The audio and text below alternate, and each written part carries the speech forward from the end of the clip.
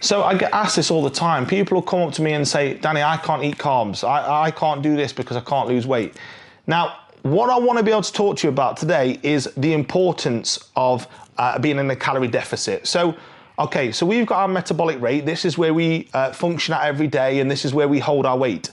Now, all we need to make sure we're doing on a daily and a weekly basis is we're below this. Now, we're creating a calorie deficit by eating less every single day of the week, and also by training and cardio.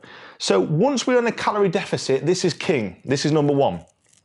Then the next important factor after this, so when we're in a calorie deficit, then we want to focus on the macronutrients. So the macronutrients are protein, fat, and carbs. So we want to make sure that we're having protein at every single meal. Now, fats, we want to make sure we're having these at, let's say, for example, to start off in the morning, this could be meal 1 and meal 2.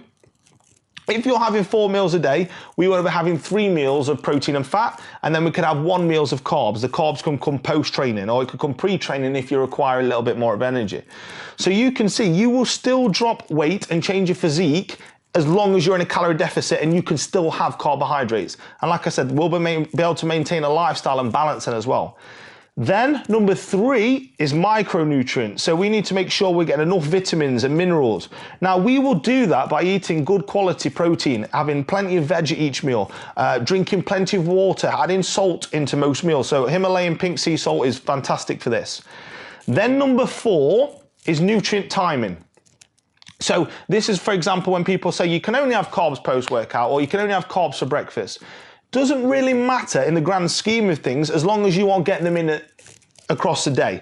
So you can see calorie deficit is first and nutrient timing is fourth. So as long as, if you prefer to have carbs in the morning, great, you have them first meal. If you prefer to have carbs later on in the day so you can socialize and eat out at night, perfect, that's fine.